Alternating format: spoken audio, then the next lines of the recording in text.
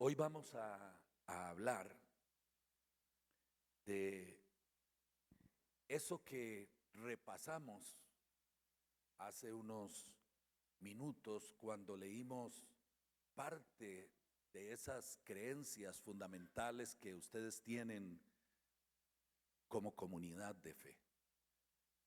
Vamos a hablar de generosidad y de solidaridad como pilares del discipulado cristiano y la economía del reino de Dios.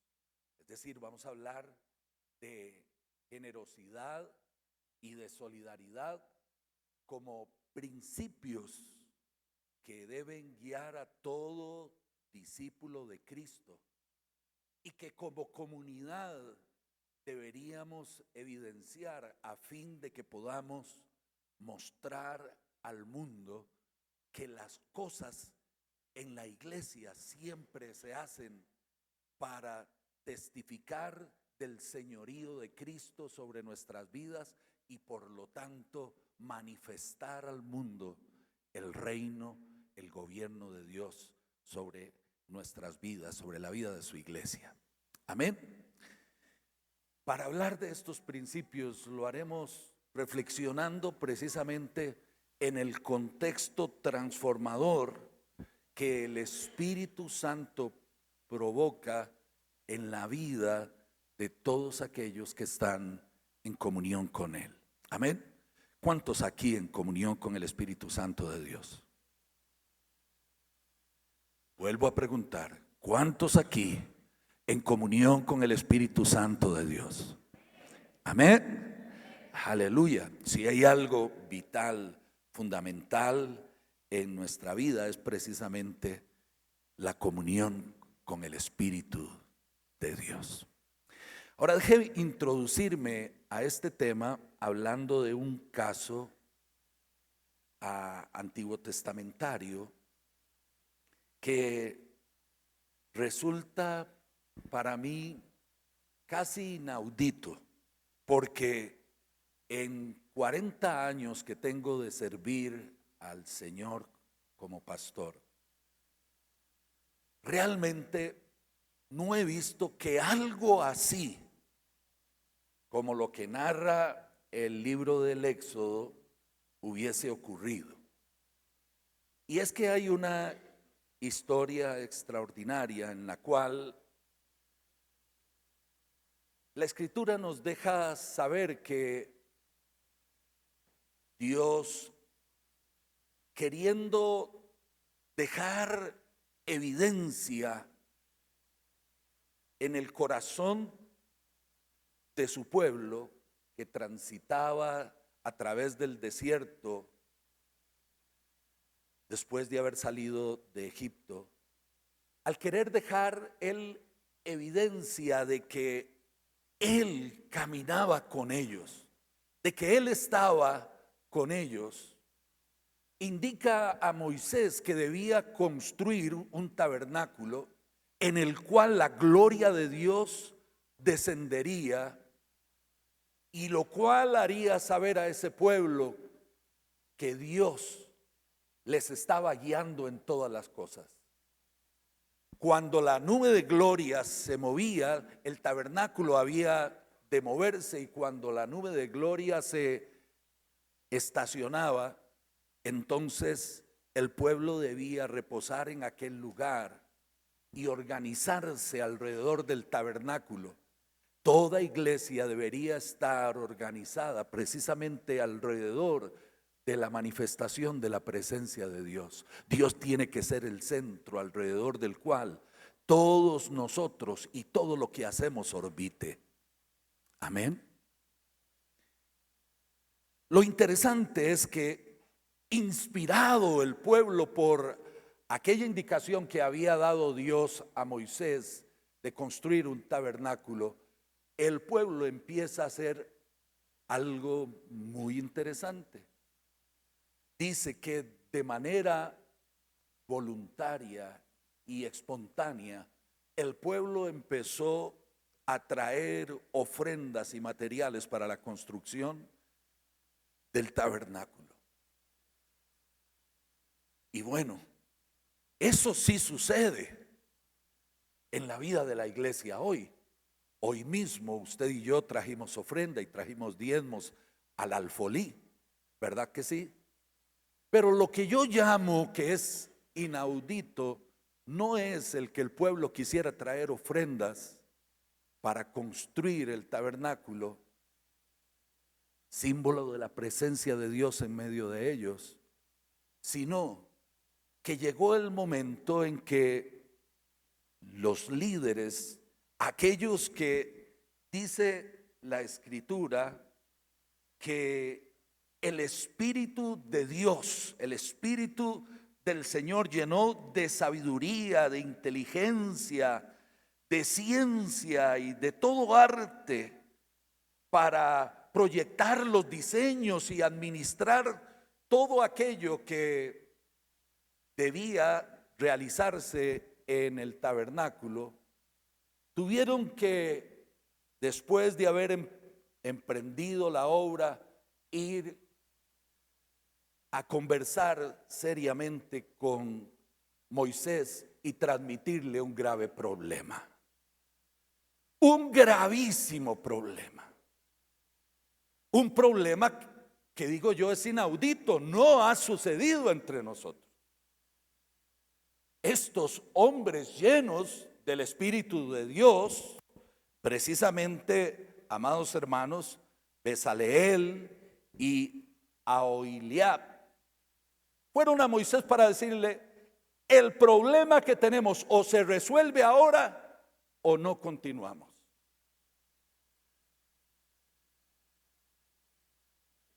¿Saben ustedes cuál era el problema?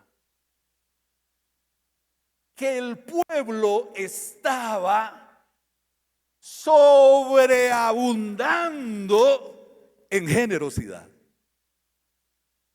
Es decir, llegó el momento que los líderes, los que administraban todo lo que tenía que ver con la construcción del tabernáculo, fueron a Moisés para decirle: es demasiado lo que están trayendo. No sé si era que estorbaban los muchos materiales que tenían o ya no tenían a dónde hacer depósitos de toda la riqueza que el pueblo traía para construir el tabernáculo. Pero lo cierto del caso, como ustedes pueden constatar en Éxodo 35 y 36, es que Moisés tuvo que dar una orden para resolver el problema. Moisés dijo: ya, por favor, no traigan más ofrendas, no traigan más materiales, porque ustedes han dado mucho más de lo suficiente. ¿Alguna vez recuerda usted un testimonio en los años que tiene de estar en la iglesia en que el pastor tuviera que decir: amados, ya, paren, ustedes están desbordados, su generosidad está llegando hasta los cielos? ¿Recuerda usted un testimonio así? Bueno, por eso digo yo que inaudito lo que sucedió ahí. El pueblo sobreabundó en generosidad. Ahora, no es sobre ese texto que quiero compartir, sino sobre unos pasajes en el capítulo 2 del libro de los Hechos y el capítulo 4. Y quisiera, nos adelantamos con las filminas. Tenemos una antes que resulta importante.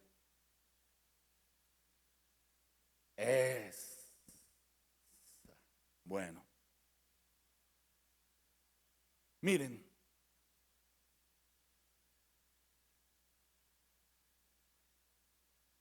cuando nos vamos al capítulo 2 del libro de Hechos, todos ustedes, los que ya tienen un ratito de estudiar la Biblia, saben qué es lo que sucede en el capítulo 2 del libro de los Hechos, ¿verdad que sí? El libro de los Hechos es un libro que Lucas, el autor de este libro, escribe para continuar lo que ya había escrito en su evangelio. Y cuando Lucas empieza el libro de los Hechos, Lucas precisamente hace una recomendación a sus oyentes diciendo: recuerden que fue el Señor Jesucristo el que dijo a sus discípulos después de la resurrección que no se devolvieran a Jerusalén, sino que se quedaran esperando hasta que se cumpliese la promesa del Padre, la cual tenía que ver con un derramamiento poderoso que Joel había profetizado acerca de la manifestación poderosa en sus vidas del Espíritu Santo. Amén. En efecto, 50 días después de la muerte del Señor Jesucristo, se celebraba la fiesta de Pentecostés. Y el día de Pentecostés, dice la Escritura que el pueblo estaba esperando, no digo el pueblo, todos aquellos que vinieron a la fiesta de Pentecostés, sino aquellos que tenían la promesa que Dios les había hecho, que el Señor les había hecho, muy arraigada en su corazón. El Espíritu Santo vendrá y se derramará sobre ustedes de manera muy extraordinaria y muy especial. Y él dijo: además a ustedes les conviene que yo me vaya, porque cuando el Espíritu Santo venga, entonces ustedes que son frágiles y están llenos de dudas, realmente van a ser transformados para que puedan cumplir la misión que yo les he encomendado.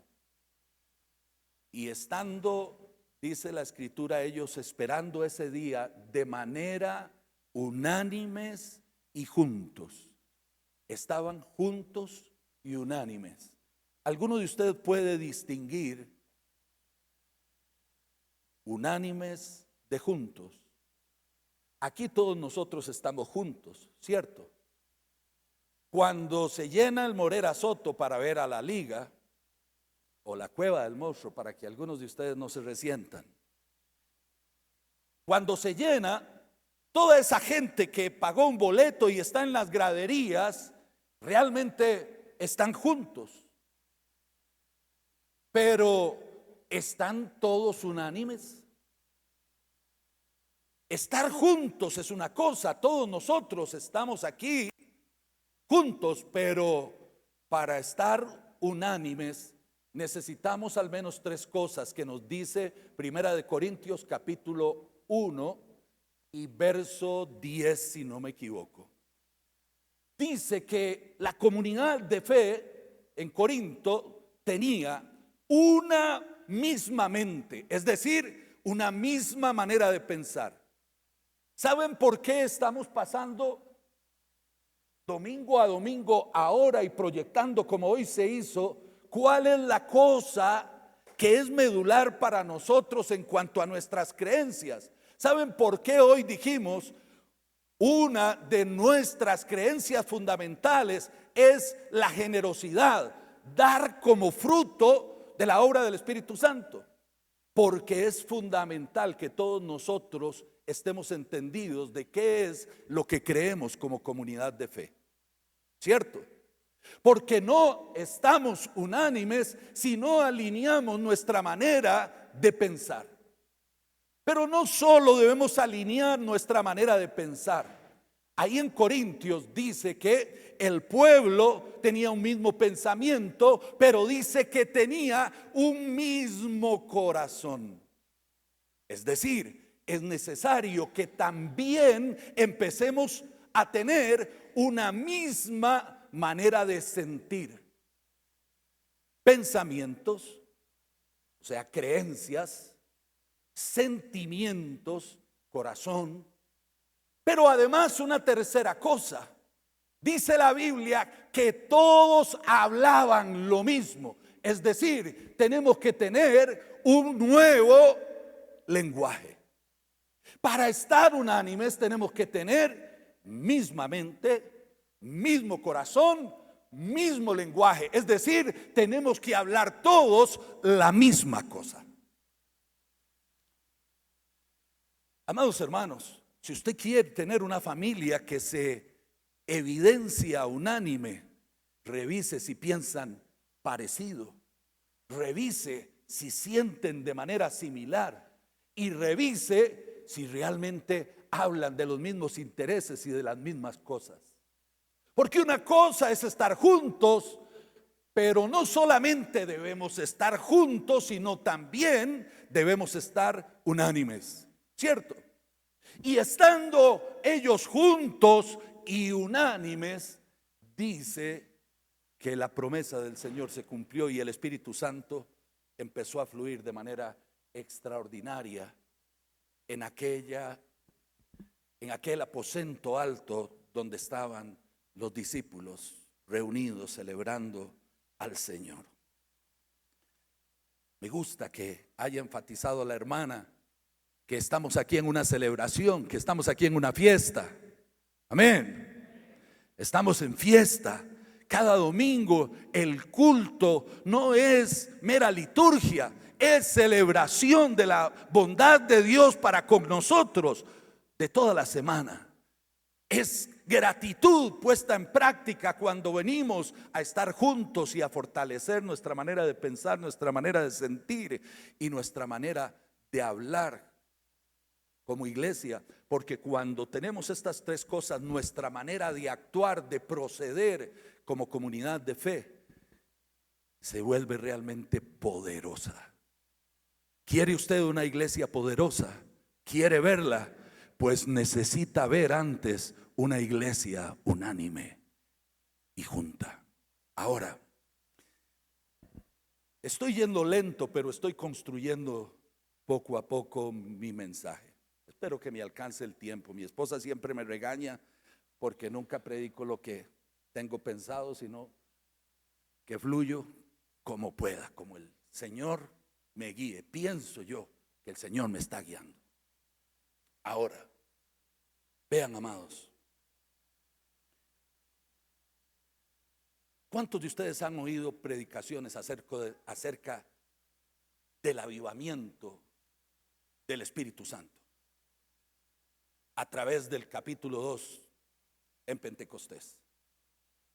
¿Cuántos de ustedes han oído hablar del avivamiento que provoca de nuevo una predicación poderosa y extraordinaria a partir de lo que sucedió en el libro de los Hechos, cuando Pedro empieza predicando y en su primer sermón habla a los judíos y les dice: miren, israelitas, a este Cristo que ustedes han crucificado, Dios le ha hecho Señor y Cristo. Un evangelio poderoso, un evangelio confrontador que levanta el señorío de Jesús por encima de todas las cosas. ¿Cuántos de ustedes han oído sermones precisamente sobre el denuedo y la acción evangelizadora que fluye cuando viene el Espíritu Santo sobre la vida de la iglesia? Es que claro, la Escritura dice: realmente me seréis testigos cuando haya venido sobre vosotros el Espíritu Santo, y me seréis testigos en Judea, en Samaria y hasta lo último de la tierra. Amén. Ahora, amados hermanos, cuando nosotros pensamos en Hechos 2, sobre todo hablamos de la sobrenaturalidad de Dios que fluye cuando el Espíritu Santo se derrama en medio de la iglesia, ¿cierto? ¿Por qué? Porque ahí venían lenguas como de fuego y la gente empezó a hablar en otras lenguas, y resulta que había gente de todos los lugares y todos entendían lo que aquellos estaban diciendo y estaban maravillados, dice la Escritura, estaban sorprendidos. Es decir, la sobrenaturalidad provocó un impacto profundo en la comunidad, porque todos los que observaban decían: estos realmente están siendo visitados por Dios. Pero voy a decirle algo: cuando el Espíritu de Dios empieza a manifestar en la vida de la iglesia y hay avivamiento y hay transformación en la vida de la iglesia, siempre va a haber algunos que digan: no, hombre, esta gente lo que pasa es que se la está fumando muy verde. Esta gente lo que pasa es que le está entrando duro al tapiz y todos pasan humos en cualquier momento, suceden cosas raras en la vida de esa iglesia. Es decir, cuando hay avivamiento, amados hermanos, y hay manifestación, hay crítica, hay queja, hay molestia de los que observan. Pero la mayoría de los que observan en medio de la manifestación del poder de Dios están maravillados, están atónitos, viendo la bondad de Dios. Ahora sí, amados, aquí empieza mi sermón.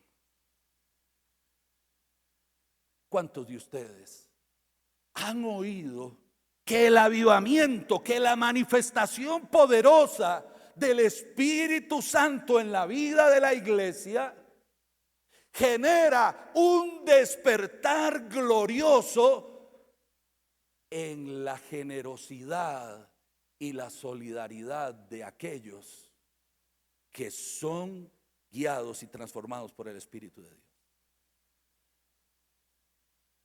De esto, ¿verdad que se oye bastante menos? ¿Cuántos de ustedes son hombres y mujeres llenas del Espíritu Santo?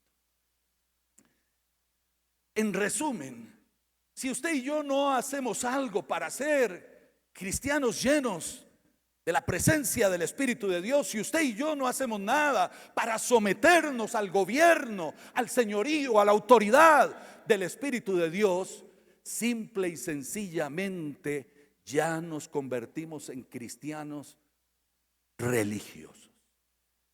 Y de eso hay mucho. Pero ¿quiere ver usted una iglesia que realmente evidencie el reino de Dios, que realmente evidencie el poder del señorío del Espíritu Santo? Entonces, además de las cosas que ya antes dijimos, usted necesita ver una iglesia que aprenda a sobreabundar en generosidad y solidaridad. Amados, yo quiero hablarles rápidamente de 4 cosas que me parece a mí evidencian la acción transformadora del Espíritu de Dios en la vida de la iglesia en relación con la generosidad y la solidaridad. La primera de ellas es la que tienen en pantalla. El Espíritu, amados hermanos, el Espíritu de Dios transforma la economía del corazón. Usted se estará preguntando, ¿qué es esa vara de la economía del corazón? Es que, amados hermanos, ¿con qué pensamos nosotros que tiene que ver la economía y la administración? Pensamos que tiene que ver con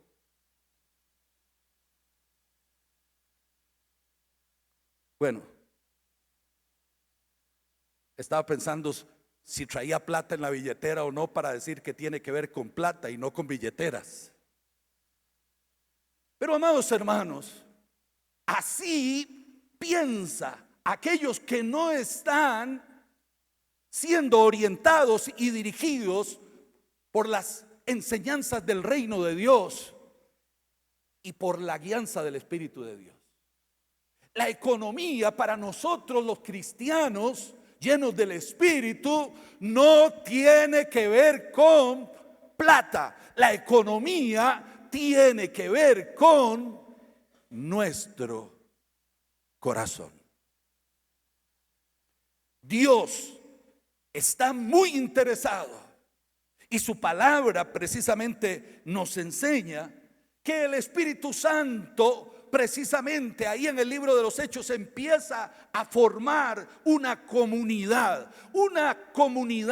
que se manifestaría distinto a todas las demás comunidades, porque cuando viniese el Espíritu de Dios, entonces esta comunidad estaría lista para entender todo aquello que durante 40 días, dice al principio del libro de los Hechos, el Señor Jesucristo estuvo enseñando acerca del reino de Dios a sus discípulos.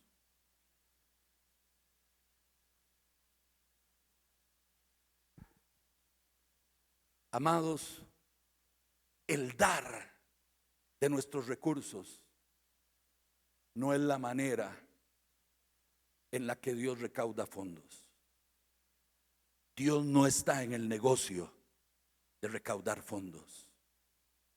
Dios está en el negocio a través de su Espíritu de conquistar corazones que piensen diferente, que sientan diferente, que hablen diferente, para que puedan actuar de manera diferente. Amados hermanos, una comunidad extraordinaria es la que empieza a formar el Espíritu de Dios, porque esta es una comunidad, como usted puede leer en el capítulo 2 de Hechos, con ciertas características. Vaya por favor a Hechos 2 y lea conmigo el versículo 44.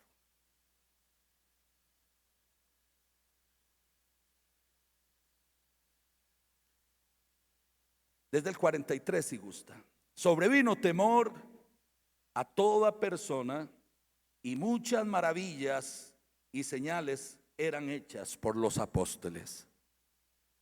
Y todos los que habían creído, ¿cómo estaban? Juntos. Y tenían en común todas las cosas. Todos los que habían creído estaban juntos y tenían en común todas las cosas. Y vendían sus propiedades, sus bienes, y lo repartían a todos según la necesidad de cada uno. Cuando esta primera iglesia es constituida, amados hermanos, sucede algo extraordinario.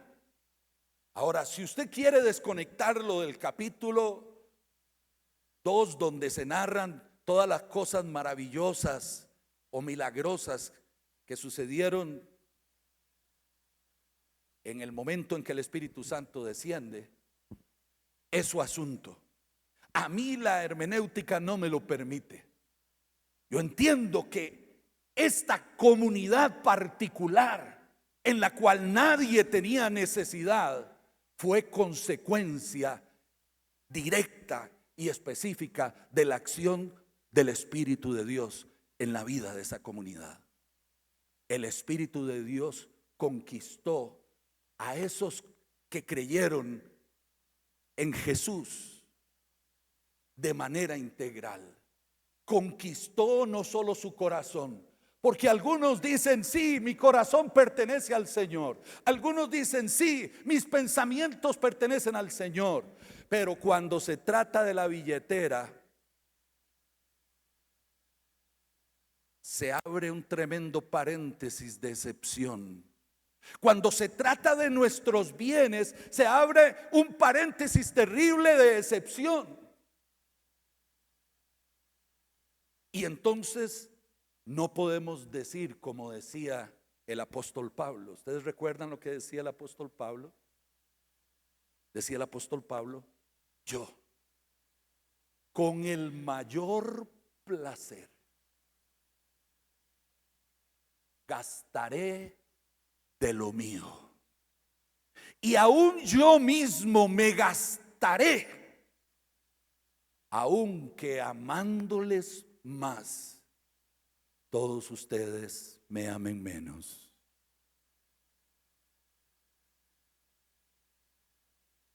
Amado hermano, es todo lo que tienes tuyo o del Señor. ¿Es tuyo o del Señor? ¿Te convertiste tú en todo lo que eres?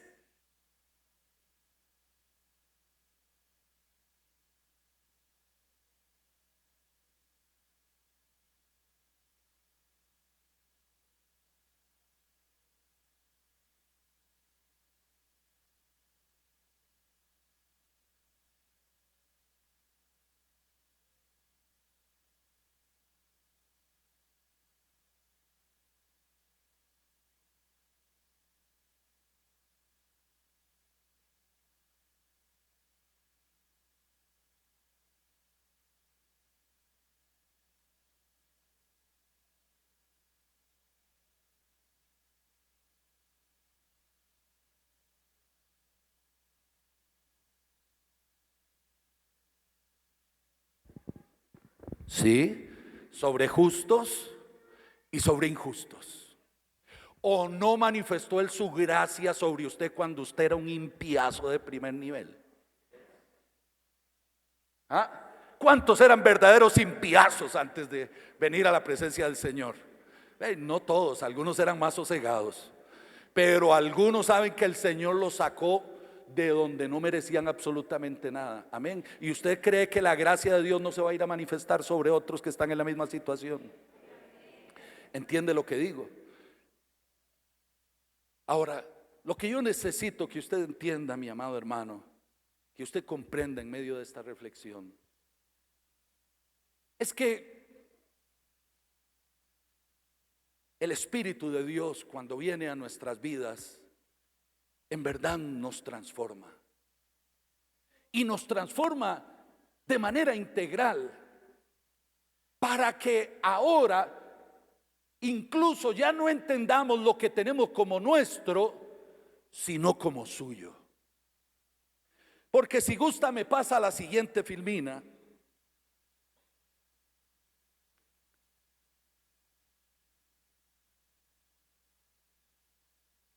Es necesario que nosotros entendamos que lo que tenemos está para repartir con aquellos con los cuales hemos entrado en comunión. La coinonía, amados hermanos, de la que tanto hablamos, no solamente tiene que ver con pasarla bonito, con sentarnos a la mesa y disfrutar, eso es parte. Pero tiene que ver con cómo mi corazón responde a ti cuando descubro tu necesidad. ¿Cómo te relacionas con los otros? ¿Cómo se relacionan los otros contigo? Amados, la generosidad se expresa precisamente cuando nuestro corazón está listo para entrar en contacto con la necesidad del otro. El Espíritu Santo, amados hermanos, pone una barrera que hace que yo no me sienta de un lado diciendo aquí estoy yo y lo mío y allá lo de ellos. No, amado hermano, el Espíritu Santo nos invita a reconocer que lo mío es lo nuestro.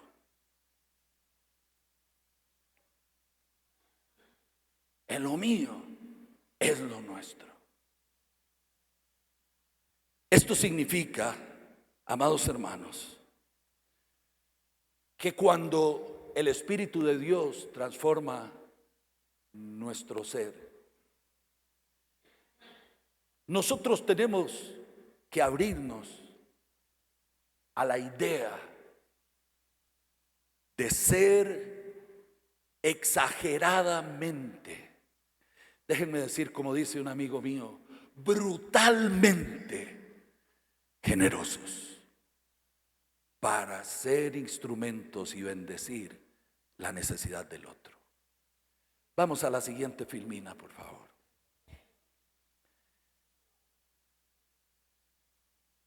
Bueno, creo que nos brincamos una filmina, pero no sé. quiero decir lo siguiente. Quédense conmigo, más que con la pantalla. Amados hermanos, muchos cristianos se preguntan, ¿realmente Dios quiere que yo produzca y genere más riqueza? ¿O yo debería simple y sencillamente deshacerme de todo lo que tengo y compartirlo con los demás? ¿Cuántos de ustedes creen que Dios quiere que usted multiplique su riqueza? ¿Ah? ¿Cuántos de ustedes creen que usted al multiplicar su riqueza puede poseer más de lo que ahora tiene? ¿Cuántos quisieran que Dios les ayude a multiplicar su riqueza? ¿Ustedes creen que el Espíritu Santo de Dios puede darte una gracia especial para multiplicar la riqueza? Pues yo también. Yo estoy en el mismo negocio, diciendo, Señor, ayúdame a ser más sagaz para multiplicar los chuminos. El problema, amados hermanos, no está en que usted tenga mucho, a no ser que tener mucho le genere un problema en el corazón por el cual usted diga, no quiero compartir con el otro lo que tengo. Usted multiplica, pero si es guiado por el Espíritu, no multiplica para retener, multiplica para distribuir. ¡Oh! ¿Están conmigo? Si Dios por su gracia te ayuda a multiplicar lo que tienes, no te da esa gracia para que multipliques y retengas. Te da esa gracia para que multipliques y compartas, distribuyas. Porque solo de esa manera tú podrás evidenciar que estás siguiendo los principios del reino. En el reino de Dios, amados hermanos, la generosidad es un valor trascendental de los creyentes, porque generosidad es sinónimo de amar. ¡Wow! ¿Cuántos aman a su prójimo? ¿Lo amas de manera romántica? Te amo por lo lindo que eres y por lo bien que la pasamos juntos. Pero cuando descubres su necesidad, ¿realmente le amas? ¿Le amas con lo que tienes?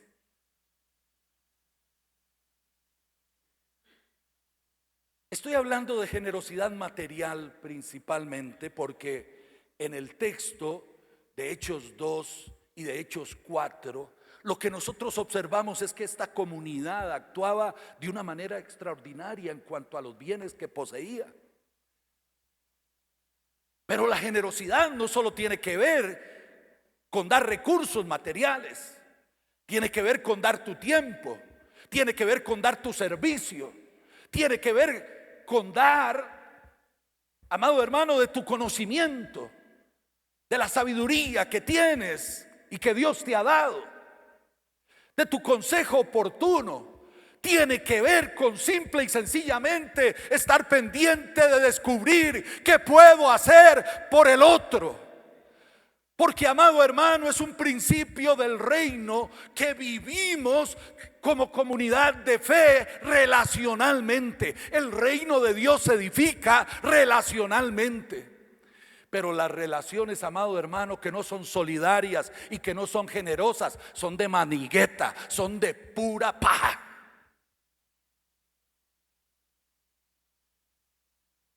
Es que Él puso la vida por nosotros para que nosotros pongamos nuestra vida por el hermano.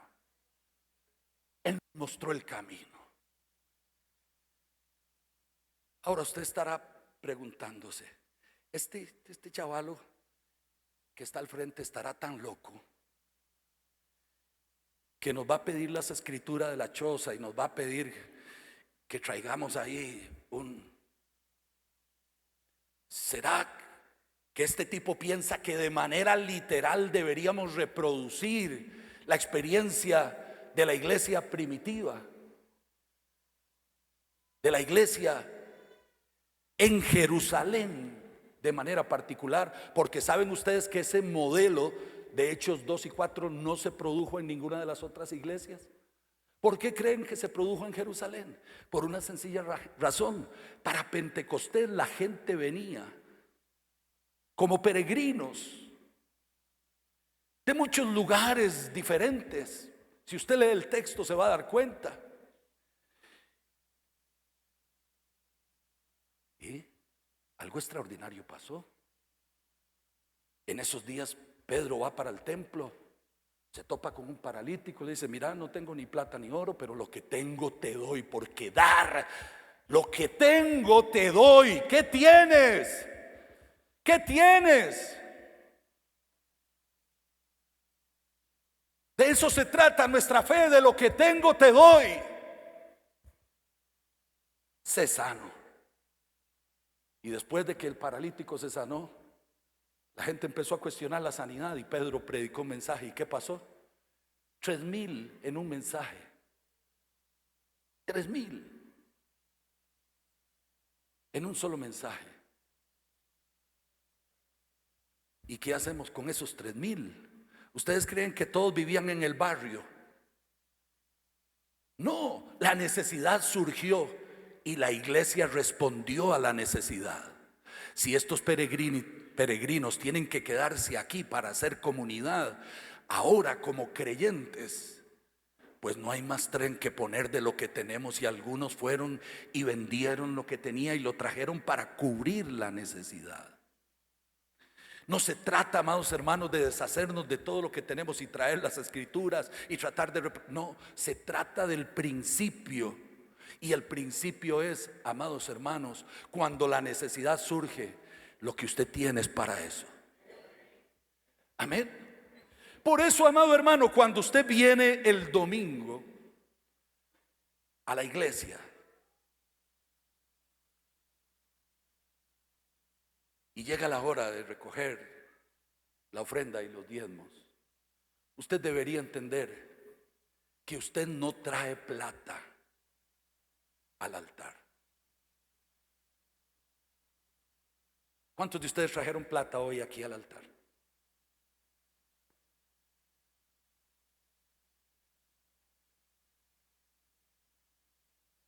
Amados, yo también eché un billete,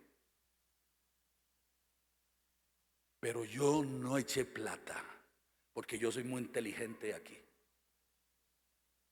Como decía Simplicia, ¿se acuerdan algunos de Simplicia? Es muy inteligente aquí. Ah, sí. Amados hermanos, usted no trae plata al altar. ¿Sabe qué es lo que usted trae? ¿Alguien me puede decir qué es lo que usted trae? ¿Qué trae al altar? ¿Qué trae al altar cada domingo con su diezmo, su ofrenda? ¿Qué trae?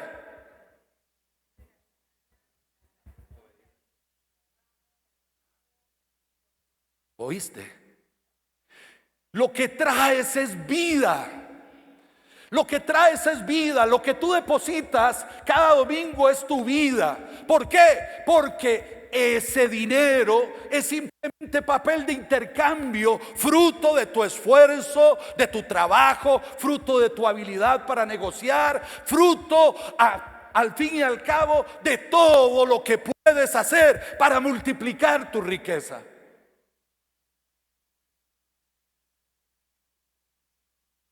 Ya no traigan más plata. Dios no está en el negocio de recoger plata. Dios está en el negocio de transformar vidas. Cuando esta iglesia va y hace una casa a un necesitado, cosa que me consta que se ha hecho y muchas veces. Cuando esta iglesia, amados hermanos, hace que su pastor pueda ir con un camión lleno de víveres para repartir a otros pastores en comunidades alejadas, y lleve en ese camión Biblias de estudio a los pastores de esas zonas en las que nadie va y por las que nadie se preocupa. Cuando esta iglesia hace eso, amados hermanos, esta iglesia no manda plata. Esta iglesia manda el corazón de una comunidad generosa que sabe que esta iglesia es hábil para compartir lo que tiene, que lo multiplica a fin de amar al prójimo como se ama a sí misma. ¿Sí entiende lo que digo, mi hermano? Dios no está en el negocio de la plata. Hay algunos que empiezan a teologizar y dicen: ay, Dios mío, realmente el diezmo será de la gracia, el diezmo, porque es que ni siquiera era de la ley. ¿Sabe qué? Cuando usted se mete en esa tontería de teologizar, si el diezmo es de Dios o no es de Dios, si debería o no debería darse, usted no está con un problema de plata, usted está con un problema del corazón. Porque el diezmo fue establecido como una idea de Dios, amado hermano, simplemente para que aún los más frágiles, los que menos tenían, pudieran tener la honorabilidad, la dignidad de decir: lo que tengo, doy. De la misma manera que aquel da un montón y yo doy un poquitito, Dios nos mira con agrado por causa de nuestra obediencia. Ve, hermano, Dios no está en el tema de cantidades. Por eso aquella viuda, cuando dio lo que tenía y alcanzó el favor y la bendición de Dios. Amén. Amado hermano, no se trata de cuánto, se trata de si tú entiendes que eso representa tu corazón. Tu diezmo no habla de obediencia, habla de si tu corazón está o no siendo guiado por el Espíritu Santo. Tu ofrenda habla de si tu corazón es o no es un corazón generoso. Tenemos que estar unánimes en nuestra manera de pensar, en nuestra manera de sentir y en nuestra manera de actuar. Amados hermanos, yo me he montado con Roy en el carro para ir a Upala, para ir allá, ni sé dónde, amados hermanos. He ido a lugares recónditos para llevar de parte de esta iglesia una bendición a esas comunidades. Y eso me habla a mí de generosidad. Eso que acabamos de ver hoy cuando nos dieron los anuncios, amados hermanos, nos habla precisamente de cómo esta iglesia está enfocada en compartir con los demás. La pregunta es: ¿está usted unánime con esta iglesia? ¿Es usted de los que quiere provocar avivamiento en generosidad y solidaridad con el prójimo? Entonces no cierre su corazón y no cierre su mano a la hora del dar. Cuando dé, alégrese diciendo: soy generoso y solidario. Así es la economía en el reino de Dios. No es ni derecha ni de izquierda. No tiene que ver, amados hermanos, con una distribución colectivista y equitativa a donde, amados, miren, traigan todos los que tienen y lo distribuimos en partes iguales para que todo el mundo esté en paz. Que Dios nos libre. No, la economía del reino no es de izquierda. La economía no es de derecha, donde le dejamos al mercado la posibilidad de decidir realmente qué va a pasar con el otro. No, la economía del reino es la economía de hombres y de mujeres transformados por el poder de Dios, que simple y sencillamente, tal cual Dios es, quiere también ser un pueblo generoso y solidario.